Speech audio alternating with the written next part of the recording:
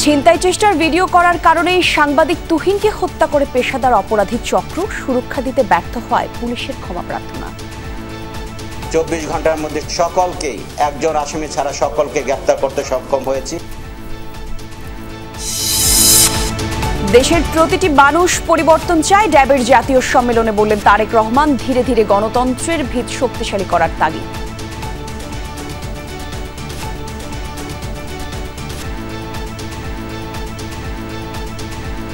গণতন্ত্রের ভিতকে ধীরে ধীরে আমাদেরকে মজবুত করে গড়ে তুলতে হবে, সেটি বাংলাদেশের সকল পর্যায়ে।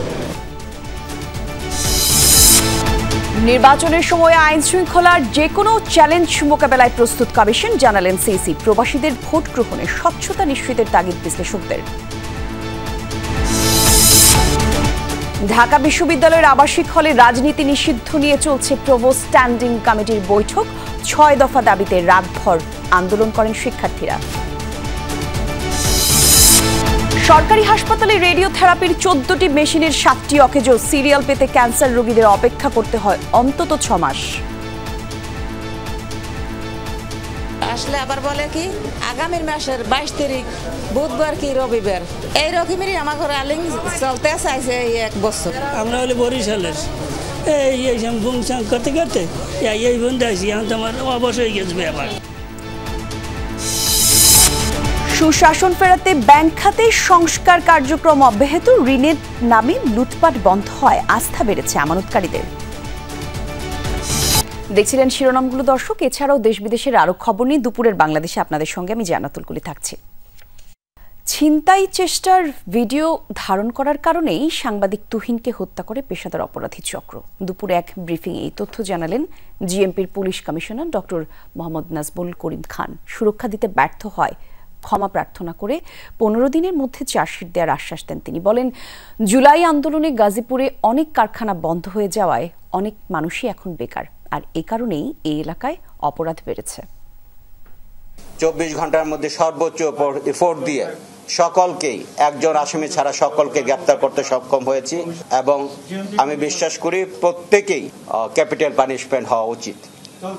ইনশাল্লাহ আমরা এভিডেন্স আদালতে উপস্থাপন করব এবং 1 সপ্তাহের মধ্যে চার্জশিট দেওয়ার চিন্তা করছি পিএম রিপোর্ট পাওয়ার সাপেক্ষে। এর আগে সকালে গাজীপুরের র্যাব 1-এর জানায় সংঘবদ্ধ অপরাধী চক্রের ছিনতাই দেখে ফেলায় কুপিয়ে হত্যা করা হয় গাজীপুরের সাংবাদিক তুহিনকে। গতরাতে তুহিন হত্যাকাণ্ডের অন্যতম আসামি স্বাধীনকে মহানগরীর শিববাড়ি এলাকা থেকে গ্রেফতারের পর এই তথ্য জানায় র্যাব। স্বাধীন এই হত্যার সাথে সরাসরি জড়িত ছিল। প্রাথমিক জিজ্ঞাসাবাদে স্বাধীন ঘটনার সঙ্গে জড়িত থাকার কথা স্বীকার করেছে বলেও জানিয়েছে র্যাব। সংস্থাটি জানিয়েছে, ছিনতাইয়ের ভিডিও ধারণ করার কারণেই তুহিনকে হত্যা করা হয়। সাংবাদিক তুহিন হত্যার ঘটনায় এখন পর্যন্ত 7 জনকে গ্রেফতার করেছে আইন শৃঙ্খলা বাহিনী।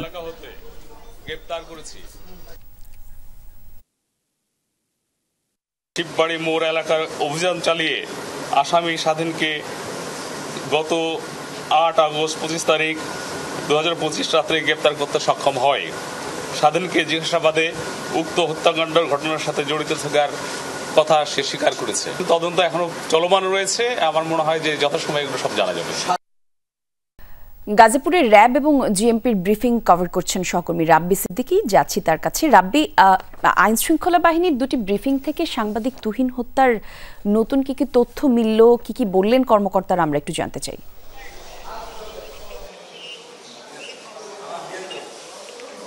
কলি, আসলে পুলিশের যে ব্রিফিং, সেই ব্রিফিংটি করেছে গাজীপুরের পুলিশ কমিশনার এবং তিনি পরিষ্কার করে বলেছেন যে আসলে তারা কিছু জায়গায় তাদের দুর্বলতা আছে। বিশেষ করে গাজীপুর জেলাটি অনেক বড় জেলা আর মেট্রোপলিটন শহরটি অনেক বড় শহর। এই শহরকে নিরাপদ রাখার জন্য যে পরিমাণ পুলিশ ফোর্স প্রয়োজন সেই জনবল তার নেই। এবং একই সাথে তিনি বলেছেন যে তারা খুব আন্তরিকতার সাথে ঘটনার প্রায় 24 ঘন্টার মধ্যেই এই হত্যার সাথে, সাংবাদিক তুহিন হত্যার সাথে জড়িত 8 জনের মধ্যে 7 জনকেই গ্রেফতার করতে পেরেছে এবং 7 জনই কিন্তু এই হত্যার সরাসরি জড়িত। এবং এই হত্যার যে কারণ, আসামি যারা প্রাথমিক জিজ্ঞাসাবাদে যে কথাটি বলেছেন যে কোনো পূর্ব পরিকল্পনা নেই, পূর্বশত্রুতা নেই, সাংবাদিক তুহিনকে তারা চিনতেনও না। সাংবাদিক তুহিন এই হানি ট্র্যাপের বিষয়টি টের পেয়ে একটা মহিলাকে দিয়ে, গোলাপী নামে সেই মহিলাকে দিয়ে হানি ট্র্যাপের ঘটনা ছিল এবং সেটি যখন টের পেয়ে ভিডিও করছিল তখন এই হত্যাকারীরা, হামলাকারীরা সাংবাদিক তুহিনকে পাকড়াও করে এবং রাস্তায় ফেলে তাকে হত্যা করে এবং সেই হত্যাকারীদের গ্রেপ্তার করেছে পুলিশ এবং তাদেরকে রিমান্ডে নেওয়া হবে এবং 15 দিনের মধ্যে চার্জশিট দিতে পারবে বলে আশা প্রকাশ করেছে পুলিশ কমিশনার। আরেকটি বিষয় পুলিশ কমিশনার ব্রিফিংয়ে বলেছেন যে 5 আগস্টের পর পুলিশের মনোবল এখনও চাঙা নয়, এখনও পুলিশ ট্রমাটাইজ, এখনও তারা ভীত সন্ত্রস্ত। তো পুলিশকে কাজ করতে দিন এবং পুলিশই যে মনোবল যদি চাঙা না হয় এমন ঘটনা কিন্তু বাড়তেই থাকবে। এবং আপনি জানেন যে গাজীপুরে প্রায় আজকেও লাশ পাওয়া গেছে, গতকালও কিন্তু বস্তাবন্দি লাশ পাওয়া গেছে, প্রায় প্রতিদিনই কিন্তু এই শহরে অপরাধ বাড়ছেই এবং এই অপরাধ নিয়ন্ত্রণে পুলিশ আগের মতো অ্যাক্টিভ না, সে কথাটি কিন্তু পরিষ্কারভাবেই পুলিশ কমিশনার গাজীপুরের তিনি কিন্তু বলেছেন যে পুলিশ সক্রিয় হতে পারছে না, তাদের মনোবল এখনও ভেঙে আছে, তো তাদেরকে আপনারা কাজ করতে দিন, সেই আবেদনটি, সেই অনুরোধটি তিনি করেছেন। এছাড়া সংঘর্ষ সংগঠনের আরও অনেক বিষয়গুলো নিয়েই কথা হচ্ছিল। মূল যে কথা যে আসামি অলমোস্ট সবগুলোই গ্রেফতার, একজন বাদে, এবং সেই জনকেও ধারা খুব দ্রুতই তাদেরকে গ্রেফতার করতে সক্ষম হবে বলে পুলিশ কমিশনার আশা প্রকাশ করেছেন। কলি রাবি, ধন্যবাদ আপনাকে। দেশের প্রতিটি মানুষ পরিবর্তন চায়, আর তাই ধীরে ধীরে গণতন্ত্রের ভিত শক্তিশালী করার তাগিদ দিয়েছেন বিএনপির ভারপ্রাপ্ত চেয়ারম্যান তারেক রহমান। দুপুরে রাজধানীর উইলস লিটল ফ্লাওয়ার স্কুলে ডক্টরস অ্যাসোসিয়েশন অফ বাংলাদেশ ড্যাবের জাতীয় সম্মেলন এবং ইলেকশন অনুষ্ঠানে এই তাগিদ দেন তিনি। বলেন, বর্তমানে যেসব সংস্কার নিয়ে কথা হচ্ছে 2 বছর আগেই বিএনপি এর 99% 31 দফার মাধ্যমে তুলে ধরেছে। একই অনুষ্ঠানে বিএনপি মহাসচিব মির্জা ফখরুল ইসলাম আলমগীর বলেন, স্লোগান নির্ভর রাজনীতি বাদ দিয়ে জনকল্যাণে কাজ করতে হবে। সংগঠন নিয়ে হোক, সেটার রিফ্লেকশন গণতন্ত্রের ভিতকে ধীরে ধীরে আমাদেরকে মজবুত করে গড়ে তুলতে হবে। সেটি বাংলাদেশের সকল পর্যায়, স্থানীয় সরকার পর্যায় থেকে শুরু করে জাতীয় পর্যায় পর্যন্ত, এবং অবশ্যই দলের ভেতরে সকল পর্যায়ে, সকল ইউনিট পর্যায়ে পর্যায়ক্রমিকভাবে আমাদেরকে চেষ্টা করে গড়ে তুলতে হবে। নির্বাচন ঘনিয়ে আসার সাথে সাথে আইন শৃঙ্খলার পরিস্থিতির আরও উন্নতি হবে। ভোটে আইন শৃঙ্খলার যে কোনো চ্যালেঞ্জ মোকাবেলায় প্রস্তুত নির্বাচন কমিশন, এমন আশার কথা জানালেন প্রধান নির্বাচন কমিশনার এএম নাসির উদ্দিন। সকালে রংপুর বিভাগের নির্বাচন কর্মকর্তাদের সাথে মতবিনিময় করেন তিনি। বলেন, বিগত সময়ে নির্বাচন প্রক্রিয়ার সাথে যারা জড়িত ছিল তাদের যথাসম্ভব বাদ দিয়ে নতুন লোক সংযুক্ত করা হবে। আরও বলেন, জাতির কাছে দেয়া প্রধান উপদেষ্টার সুষ্ঠু নির্বাচনের প্রতিশ্রুতি রক্ষা করতেই কাজ করছে কমিশন। এরই মধ্যে নির্বাচনী প্রচারণায় এআই এর ব্যবহার মোকাবেলায় নেওয়া হচ্ছে উদ্যোগ। ভোটে 2 মাস আগে তফসিল ঘোষণা করা হবে বলে জানান প্রধান নির্বাচন কমিশনার। এখন বাকি আল্লাহর ইচ্ছা, এখন আপনাদের সবাই সহযোগিতা। আস্তে আস্তে দেখবেন ইলেকশন তারিখ দিনক্ষণ গণায় আস্তে আস্তে ইনশাল্লাহ আমার বিশ্বাস অবস্থার আরো উন্নতি হবে। It is under hour active consideration যে আমরা যারা আগে এই ধরনের সাথে জড়িত ছিল তাদেরকে যথাসম্ভব ব্যবহার না করার বিষয়টি আমরা চিন্তা করছি। পোস্টাল ব্যালটে ভোট গ্রহণের স্বচ্ছতা নিয়ে রয়েছে প্রশ্ন, তবে প্রবাসীদের ভোটাধিকার নিশ্চিতের বিকল্প নেই বলছেন নির্বাচন বিশ্লেষকরা। তাদের অভিমত, এটি কমিশনের জন্য একটি বড় চ্যালেঞ্জ। প্রয়োজনে আইন সংশোধন করে মনোনয়ন চূড়ান্ত এবং প্রতীক বরাদ্দের পর ভোট গ্রহণের সময়সীমা 30 দিন করার পরামর্শ তাদের। ভোটাধিকার প্রবাসীদেরও সাংবিধানিক অধিকার, কিন্তু বাস্তবে সেই অধিকার চর্চার সুযোগ কখনোই পাননি রেমিটেন্স যোদ্ধারা। আইনে পোস্টাল ব্যালটের নিয়ম থাকলেও বছরের পর বছর বিদেশ থেকে আসেনি একটি ভোটও। ত্রয়োদশ সংসদ নির্বাচনে প্রথমবার কয়েকটি দেশে প্রবাসীরা প্রতীক সম্বলিত পোস্টার ব্যালটে ভোটদানের সুযোগ পাচ্ছেন।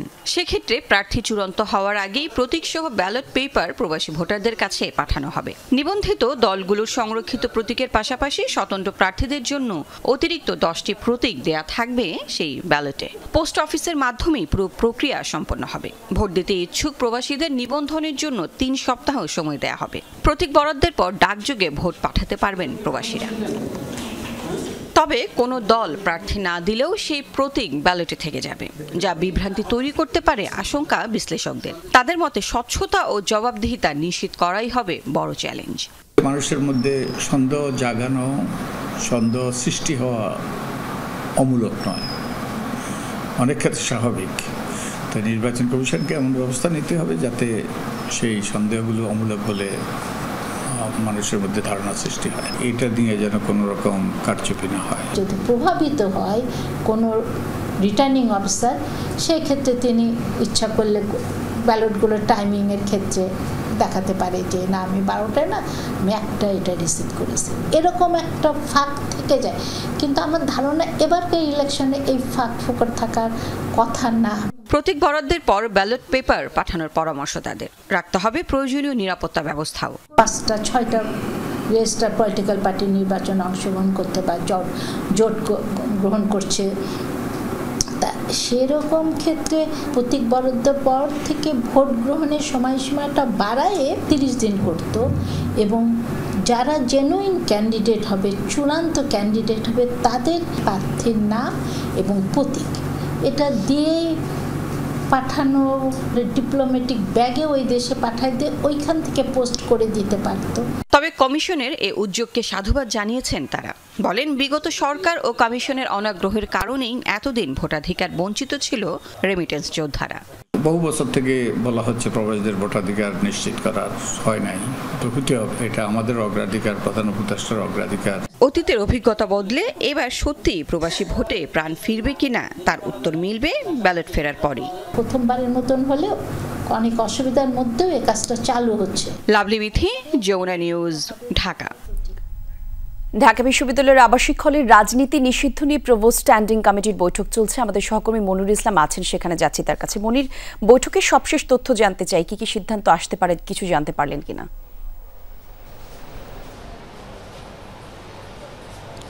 ধন্যবাদ। আসলে বাংলাদেশের শুধু ঢাকা বিশ্ববিদ্যালয় না বা শিক্ষাঙ্গন নয়, বাংলাদেশের রাজনীতিতে এখন একটা বড় ইস্যু হচ্ছে এই যে ঢাকা বিশ্ববিদ্যালয় আবাসিক হলে ছাত্র রাজনীতি নিয়ে। তো এটা নিয়ে কালকে রাতে আপনি জানেন যে মহা একটা যজ্ঞ ঘটে গেছে ইউনিভ বিশ্ববিদ্যালয় এলাকায়। পরবর্তীতে মৌখিকভাবে একটা সিদ্ধান্তের কথা গতকাল প্রক্টর জানিয়েছিল যে আবাসিক হলে ছাত্র রাজনীতি থাকবে না। এক্ষেত্রে এই সিদ্ধান্তটাও সাধারণ শিক্ষার্থীরা স্বাগত জানিয়েছে। তো এই ব্যাপারটি আসলে এখন আনুষ্ঠানিক তো কোনো সিদ্ধান্ত বা আনুষ্ঠানিক তো লিখিত কোনো আদেশ বিশ্ববিদ্যালয় থেকে আসেনি। তো সেটা নিয়ে আসলে কি করা যায়, কালকে তো একটা আন্দোলন হলো, প্রতিবাদ হলো, তো সেটা নিয়ে কি করা যায় এটা নিয়েই বসেছে বিশ্ববিদ্যালয়ের প্রভোস্ট স্ট্যান্ডিং কমিটির সাথে উপাচার্য, উপাচার্যরা বা প্রক্টর অফিস যারা, তারা বসেছে। ভিসি নিয়াজ আহমেদ খান, প্রভিসি সাইমা হক বিদিশা, এছাড়া pro-VC doctor Mamun, proctor Saifuddin Ahmed, সবাই এখানে আছেন। আমরা যতদূর জানছি যে এই মিটিংয়ের মধ্যে একটু তর্ক বিতর্ক হচ্ছে, এবং আমরা জানি যে আমরা যতদূর জানতে পারছি যে এখানে 50-50 বা 50-50 যেটা বলে, যে কেউ কেউ এই ছাত্র রাজনীতি রাখার পক্ষে বিশ্ববিদ্যালয়ের আবাসিক হলে, আর কেউ কেউ চাচ্ছেন যে না, এটা না থাকুক, সাধারণ শিক্ষার্থীরা যে দাবি জানিয়েছেন সেটাই থাকুক। তো তারপরেও এই বৈঠকে একটা সিদ্ধান্ত আসতে পারে। আমরা যতদূর ধারণা করছি যে আমাদের সামনে এসে প্রক্টর একটা ব্রিফিং করবেন যে হচ্ছে কি সিদ্ধান্ত আসলো কি না আসলো এই ব্যাপারে। আর বিশ্ববিদ্যালয় প্রশাসন যেটা চাচ্ছে যে এই যে গতকাল রাতে যেটা হলো এবং আবাসিক হলে যে ছাত্র রাজনীতি থাকবে না এমন একটা সিদ্ধান্ত আসলো, এতে করে এই যে সামনে 9 সেপ্টেম্বর যে ডাকসু নির্বাচন হবে, এই ডাকসু নির্বাচন যাতে কোনোভাবে বাধাগ্রস্ত না হয় বা সমস্যাগ্রস্ত না হয়, তো সেই জন্য যে সিদ্ধান্তই আসুক পর্যায়ক্রমে এরপরে বিশ্ববিদ্যালয় বিভিন্ন ছাত্র সংগঠনের, বিশ্ববিদ্যালয়ে যারা কমিটি আছে বা কেন্দ্রীয় কমিটি আছে তাদের সাথেও বসতে পারে, যাতে করে ছাত্র সংগঠনগুলো সামনের দিনগুলোতে তারা কোনো সমস্যা না করে, অথবা ছাত্র সংগঠনগুলোকে বিশ্ববিদ্যালয় প্রশাসন কোনো পরামর্শ দিতে পারে বা তাদের থেকেও পরামর্শ নিতে পারে বিশ্ববিদ্যালয় প্রশাসন। তো দেখা যাক, আমরা হয়তো কিছু আশা করছি যে কিছুক্ষণের মধ্যে সে ব্যাপারে এখান থেকে জানা যাবে বিস্তারিত। জি, নিশ্চয়ই বৈঠক শেষ হলে বিস্তারিত তথ্য দর্শকদের জানাতে পারবো। ধন্যবাদ আপনাকে। এর আগে গত রাতভর তীব্র আন্দোলনের মুখে ঢাকা বিশ্ববিদ্যালয়ের হলগুলোয় ছাত্র রাজনীতি নিষিদ্ধ ঘোষণা করে বিশ্ববিদ্যালয় প্রশাসন গত বছরের 16 জুলাই মৌখিকভাবে হল প্রভোস্টরা যে সিদ্ধান্ত নিয়েছিলেন সেটি বহাল রাখা হয়। রাত 2:45টার দিকে উপাচার্যের উপস্থিতিতে এই ঘোষণা দেন প্রক্টর সাইফুদ্দিন আহমেদ। এর আগে আবাসিক হলগুলো থেকে বেরিয়ে বিক্ষোভ মিছিল করে শিক্ষার্থীরা এক পর্যায়ে রাজু ভাস্কর্যের পাদদেশে সমাবেশ শেষ করে উপাচার্যের বাসভবনের সামনে অবস্থান নেয় তারা। মধ্যরাতে হঠাৎ করে বিভিন্ন হল থেকে বের হতে থাকেন ঢাকা বিশ্ববিদ্যালয়ের শিক্ষার্থীরা। হল থেকে বেরিয়ে তারা যান রাজু ভাস্কর্যের সামনে, দিতে থাকেন রাজনীতি বিরোধী নানা স্লোগান।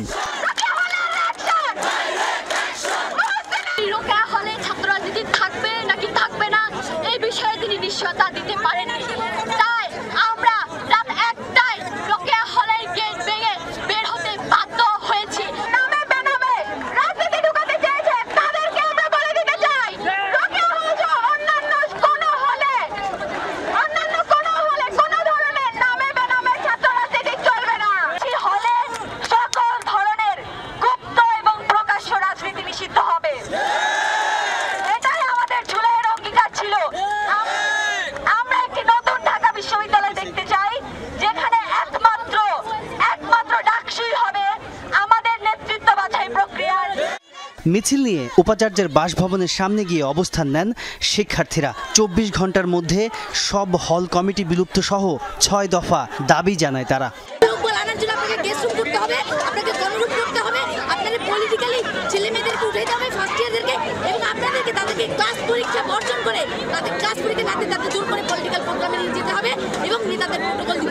এই জিনিসটা আমরা জুলাইয়ের পরে চাই না। রাজনৈতিক সকল কর্মকাণ্ড নিষিদ্ধ করে রাজনৈতিক পূর্ণাঙ্গ রূপরেখা দিতে হবে। আন্দোলনের এক পর্যায়ে বাইরে আসেন উপাচার্য ও প্রক্টর, শোনেন শিক্ষার্থীদের কথা। ঘণ্টাখানেক বাদানুবাদের পর ঘোষণা আসে হলভিত্তিক রাজনীতি নিষিদ্ধের। বিশ্ববিদ্যালয়ের প্রক্টর সহযোগী অধ্যাপক সাইফুদ্দিন আহমেদ ঘোষণাটি দেন। আমাদের সিদ্ধান্ত হলো হল পর্যায়ে কোনো ছাত্ররাজনীতি চলবে না, তারা কেন্দ্রে করতে পারবে, তারা মধুর ক্যান্টিন, কলা ভবন তারা করতে পারবে, যেটা সমঝোতা হয়েছিল। কিন্তু আমরা কোনো ছাত্র সংগঠনকে ফোর্স করতে পারি না যে আপনি বাতিল করেন। আমাদের তরফ থেকে জানানো হয়েছে হল পর্যায়ে এটা নিষিদ্ধ, যেভাবে সিদ্ধান্ত হয়েছিল 17 জুলাই সেটা বহাল থাকবে। বিশ্ববিদ্যালয় প্রশাসনের এই সিদ্ধান্তের পর উচ্ছ্বাস জানিয়ে হলে ফেরেন সাধারণ শিক্ষার্থীরা। তাজনুর ইসলাম, যমুনা নিউজ, ঢাকা। শেরেবাংলা মেডিকেল সহ সারা দেশের স্বাস্থ্য খাতে অব্যবস্থাপনার প্রতিবাদে আজও ঢাকা বরিশাল মহাসড়ক অবরোধ করে বিক্ষোভ করছে ছাত্র জনতা। এই নিয়ে আরো জানাতে যুক্ত হচ্ছেন সহকর্মী কাউসার হোসেন। কাউসার, আন্দোলনকারীদের দাবিগুলোর বিষয়ে আমাদেরকে একটু জানাবেন। অবরোধের কারণে মহাসড়কের কি অবস্থা, সেই তথ্য জানতে চাই।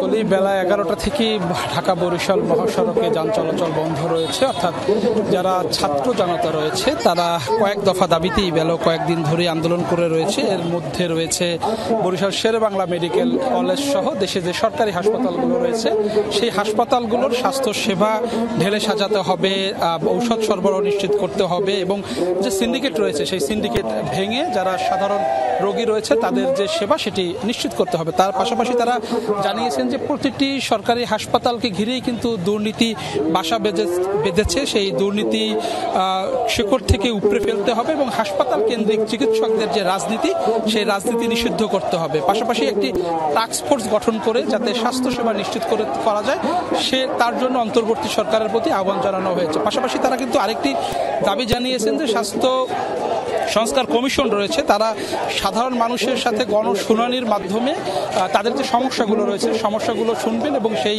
সমস্যা অনুযায়ী তারা কার্যকর পদক্ষেপ নেবেন। এবং এসব দাবিতেই কিন্তু বেশ কয়েকদিন ধরে বরিশালের ছাত্র জনতার ব্যানারে তারা আন্দোলন করে আসছে এবং সেই আন্দোলনের লাগাতার আন্দোলনের অংশ হিসাবে আজ নগরীর বরিশালের যে কেন্দ্রীয় বাস টার্মিনাল সেই নতুল্লাবাদের যে মূল সড়কটি অবরোধ করে রেখেছে ছাত্র জনতা এবং এর ফলে ঢাকা বরিশাল অর্থাৎ বরিশাল থেকে কুয়াকাটা পর্যন্ত যে সড়কটি রয়েছে পটুয়াখালী বরগুনা এই রুটে যে যানবাহনগুলো চলে সেই যানবাহনগুলো বন্ধ রয়েছে। এর ফলে যারা সাধারণ যাত্রী রয়েছে তারা কিছুটা ভোগান্তির মধ্যে পড়েছেন। তবে এখানকার যারা আন্দোলন করেছেন তারা বলছেন যে বৃহত্তর স্বার্থে এই ভোগান্তি আসলে কিছু নয়। তারা বলছেন যে যতদিন পর্যন্ত তাদের যে দাবি এবং তাদের এই যৌক্তিক দাবি মেনে না হবে ততদিন পর্যন্ত তাদের এই আন্দোলন চলবে এবং এই আন্দোলনের সাথে তারা দাবি করছেন যে বরিশালের সর্বাত্মক মানুষ তারা অংশগ্রহণ করেছেন এবং এই আন্দোলন চলবে। ধন্যবাদ আপনাকে কাউসার। মৃত্যুপথযাত্রী ক্যান্সার রোগীদের কান্না দেখার কেউ নেই। রেডিওথেরাপি নিতে গিয়ে ক্ষয় করছেন জুতোর তলা। দেশের সরকারি হাসপাতালে রেডিওথেরাপি মাত্র 7টি মেশিনই কয়েক হাজার রোগীর ভরসা। 60 জেলাতে মেশিনই নেই। সিরিয়াল পেতেই কমপক্ষে 6 মাসের বেশি অপেক্ষা করতে হয়। কানের ক্যান্সারে ভুগছেন তাহমিনা আক্তার, নিতে হবে রেডিওথেরাপি। মাদারীপুর থেকে রাজধানীর জাতীয় ক্যান্সার গবেষণা ইনস্টিটিউটে এসেছেন থেরাপি নিতে। তাকে জানানো হয়েছে কার্ড খালি নেই। এর আগে ফিরে গেছেন 4 বার। জানুয়ারি থেকে 4 মাস পর্যন্ত মেশিন বন্ধের কারণে আমার ইমিউন সিস্টেম আমার রোগটা বাইরে গেছে। হাসপাতালের রেডিওথেরাপি কক্ষের সামনে এমন অসহায় অপেক্ষা কয়েকশো রোগীর, বেশিরভাগই ঢাকার বাইরে থেকে আসা। বেসরকারিভাবে খরচ অনেক বেশি হওয়ায় সরকারি হাসপাতালে ছুটে আসা, কিন্তু আশায় গুঁড়ে বালি। আসিয়া হলো নভেম্বর মাসের 2 তারিখ সকাল 8টা বাজে আসবেন। এখানে এক সময় প্রতিদিন 6 থেকে 700 রোগী রেডিওথেরাপির সুযোগ পেতেন। মেশিন চালু ছিল 6টি, এখন সেটা এসে ঠেকেছে 2টিতে। সেবা পাচ্ছেন 100 জনের বেশি। সময় ক্ষেপণের কারণে বাড়ছে ক্যান্সার ছড়ানোর শঙ্কা। অপারেশন হয়েছে তো এখন রেডিওথেরাপি লাগছে। এখন আইলেই প্রতি মাসে 18 তারিখ 17 তারিখ 18 তারিখ 17 তারিখ পরীক্ষা, এই সেই আর কি। 1 বছর যাবত আমার দুঃখ কষ্ট যন্ত্রণা তারা দিবে বলে কতটা সিল মারছে আমাকে দেন, আজকে আমাকে রেডিওথেরাপি দেওয়ার কোনো প্রয়োজন হবে না। আমি 6 মাস ঘুরে গেছি। 6 মাস ওই আতাউলি কইছে আগামী মাসে শনিবার কি রবিবার আসেন, আসতে পারি গেছি বরিশাল। আমরা হলে বরিশালের এই বুংসাং করতে করতে এই বন্ধু আসি, এখন তো আমার অবশ্যই গেছে ব্যাপার। আইলে আবার আসি আমরা, আসলে আবার বলে কি আগামীর মাসের 22 তারিখ বুধবার কি রবিবার, এই রকমেরই আমার ঘরে আলিং চলতে চাইছে। এই 1 বছর হয়ে গেছে। বড় মেশিন যেটা লাইনাক বলি আমরা, লিনার অ্যাক্সিলারেটর, এটাতে রোগীর চাপ অনেক বেশি। আমরা প্রতিদিন একটা মেশিনেই 80-90 জন চিকিৎসা করতে পারি। কোবাল্ট মেশিন তখন বেশি ইউজ করা হয় না কোথাও, যদিও বাংলাদেশে আছে, কিন্তু আমরা কোবাল্টের পক্ষে বেশি না, লাইনাকের পক্ষে বেশি।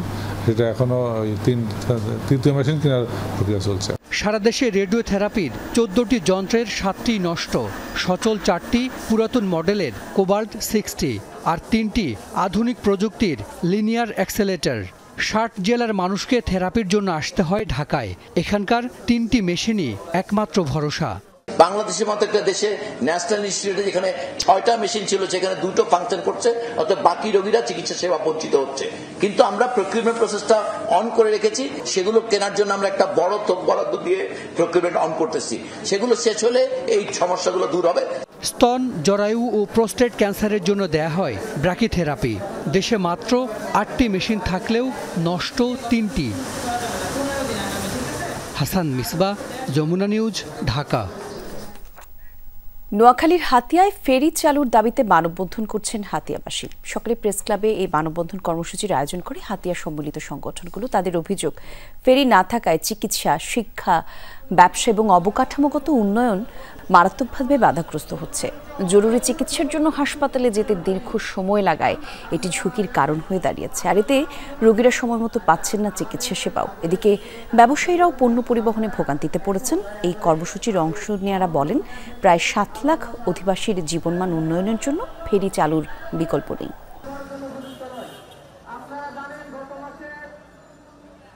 আমরা বিআইডব্লিউটি এর চেয়ারম্যান সাহেবের কাছে বারবার দাবি করেছি ফেরির জন্য। আমরা ফেরি পাচ্ছি না।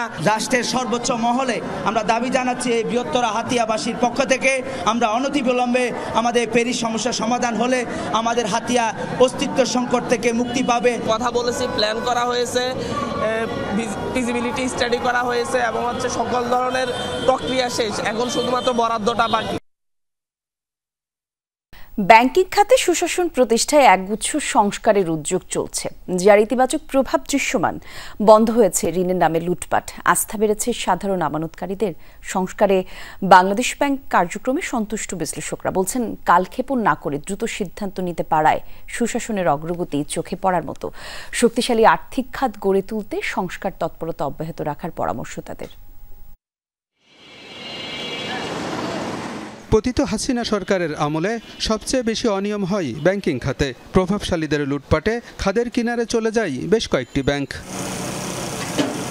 দায়িত্ব নিয়েই ব্যাংকিং খাতের লুটপাট বন্ধ এবং সুশাসন প্রতিষ্ঠায় উদ্যোগ নেন বর্তমান গভর্নর। বছর জুড়েই চলমান ছিল সংস্কার কার্যক্রম। শুরুতে পরিচালনা পর্ষদ ভেঙে দেওয়া হয় 14টি ব্যাংকের। ব্যাংকিং খাত পুনর্গঠন এবং আর্থিক ভিত্তি শক্তিশালী করতে গঠন করা হয় টাস্কফোর্স।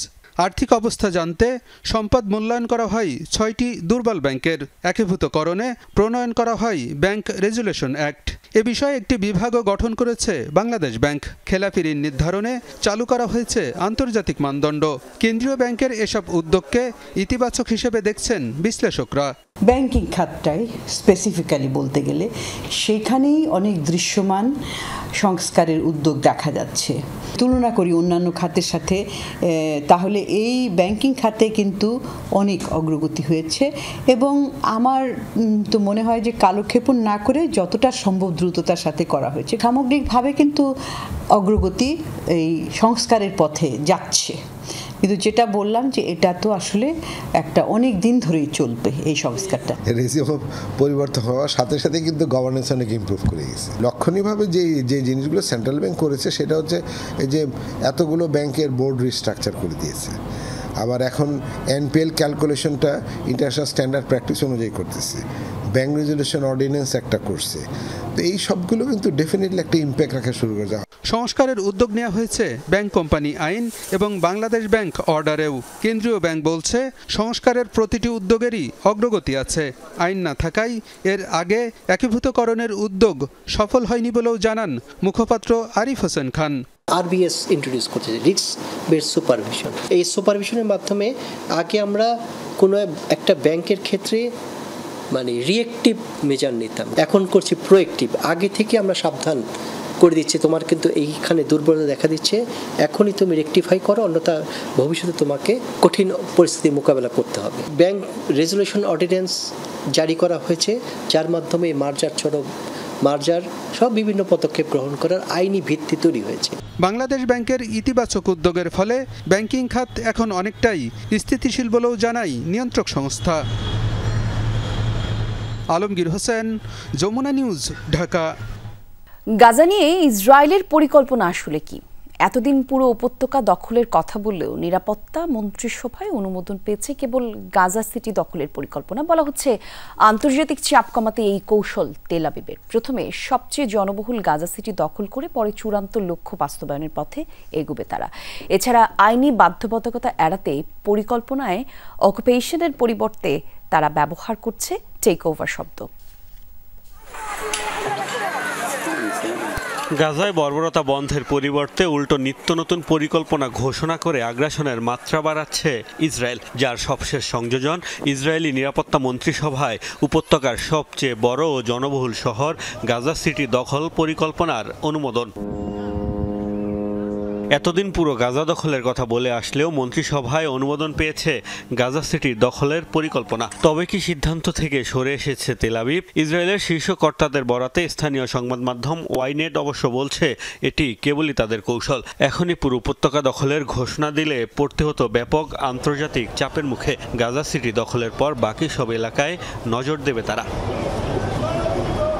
আন্তর্জাতিক আইনকে ফাঁকি দিতেও কৌশল অবলম্বন করেছে নেতানিয়াহু প্রশাসন। আন্তর্জাতিক আইনে দখলদারিত্ব অবৈধ হওয়ায় অনুমোদিত পরিকল্পনায় অকুপেশন শব্দের পরিবর্তে ব্যবহার করেছে টেক ওভার। নেতানিয়াহু বলেছেন তিনি কেবল গাজা উপত্যকার উপর নিয়ন্ত্রণ চান, দখল করতে চায় না। দখলদারিত্ব আন্তর্জাতিক আইনের লঙ্ঘন, স্পষ্টতই সেটি আন্তর্জাতিক আইন অনুসারে নিষিদ্ধ। এখন সে যুক্তি দিতে পারবে নিয়ন্ত্রণের মাধ্যমে যুদ্ধের উদ্দেশ্য অর্জন করা হচ্ছে। পুরো উপত্যকার নিরাপত্তার নিয়ন্ত্রণ নিতে চায় ইসরায়েল। হামাস ও ফিলিস্তিন কর্তৃপক্ষকে বাদ দিয়ে শাসনভার দিতে চায় তৃতীয় কোনো পক্ষকে। তবে নিউ ইয়র্ক টাইমসের এক প্রতিবেদন বলছে ইসরায়েলি সেনাবাহিনীর ধারণা গাজার যেসব এলাকা এখন ইসরায়েলের নিয়ন্ত্রণাধীন নয় তা দখল করতে মাসের পর মাস লেগে যেতে পারে। পশ্চিম তীরের মতো ইসরায়েলি সামরিক উপস্থিতিতে নিরাপত্তা ব্যবস্থা প্রতিষ্ঠায় যুদ্ধ চালাতে হবে আরও অন্তত 5 বছর। যদিও পশ্চিমাদের ধারণা হামাসকে পুরোপুরি নির্মূল করা ইসরায়েলের পক্ষে অসম্ভব। হামাসের দাবি ইসরায়েলের গাজা সিটি দখলের পরিকল্পনা আলোচনার টেবিলে ছাড় পাওয়ার চেষ্টা ছাড়া আর কিছুই নয়। এজেন্ডা বাস্তবায়নে দর কষাকষির জন্যই এই কৌশল অবলম্বন করেছে দেশটি। মোস্তফা মাহমুদ, যমুনা নিউজ। বয়স বাড়ে কিন্তু ভেতরের ইচ্ছেগুলো কি মরে যায়? নাকি জীবনের কোনো এক ক্ষণে এসে সব ভালো লাগা সত্যি হতে চায়? এমন কত প্রশ্ন আমাদের। ঠিক তারই এক দারুণ উত্তর যেন দিল একদম নাচ পাগল মানুষ। নৃত্যের প্রতি যাদের ভালো লাগা ছিল, কিন্তু লেখাপড়া, চাকরি কিংবা সংসারের বাস্তবতায় সেই ভালো লাগার সাথে ঘটেছে বিচ্ছেদ, তবুও ছোট গল্পের মতো রেশ থেকে যায়। এমন এক ঝাঁক শিল্পীর নাচ নিয়ে মাদকতার কথা তুলে ধরেছেন ফারহানা ন্যান্সি।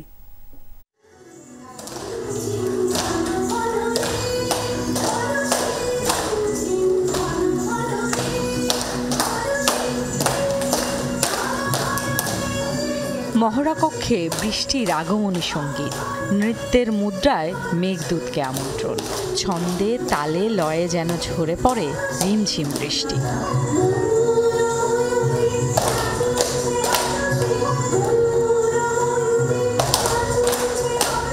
এই চেষ্টা যাদের, নাচের সাথে তাদের সখ্যতা হয়েছিল সেই ছোট্টবেলায়। আবার কেউ বা নাচ ভালোবেসে শেখার ইচ্ছাটা পুষে রাখত যত্ন করে। জীবনের এক অধ্যায়ে দেখা পাননি সেই সখ্যতা আর ভালো লাগার ইচ্ছের।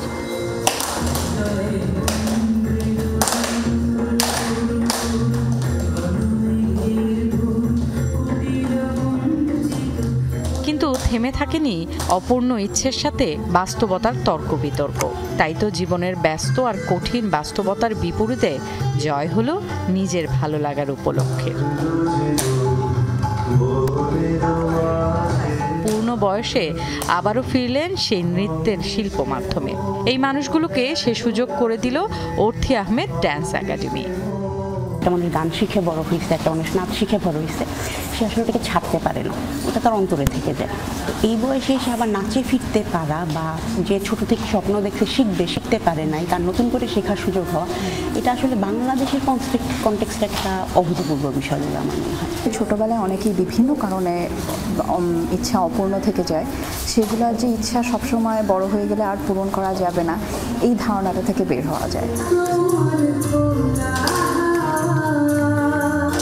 এ শহরের নানান পেশার মানুষ তাদের কর্মঘণ্টা শেষ করে কিছুটা সময় নিয়ে নাচ শেখার আগ্রহ আর ইচ্ছের পূর্ণতা দেন এখানে। কেউ বা সংসার সন্তান সামলে ক্ষণিকের জন্য খুঁজে নেন কেবল নিজেকে। এতে করে আমরা একটুখানি চাপ থেকে বেরিয়ে একটু মনের খোরাক আমরা পেয়ে যাই। করোনার সময় অনলাইনে ক্লাস নিতে গিয়ে যোগাযোগ হয় অনেক অ্যাডাল্ট বিগিনার্সদের সাথে। সেই থেকে তাদের স্বপ্নকে বাস্তবে রূপ দিতে নৃত্যশিল্পী অর্থী আহমেদের এই উদ্যোগ। কেউ কেউ আছে যে একটা বয়স পর্যন্ত শেখার পরে, সেটা পড়াশোনা হোক বা পারিবারিক প্রেশার হোক, নাচটা বন্ধ হয়ে যায়।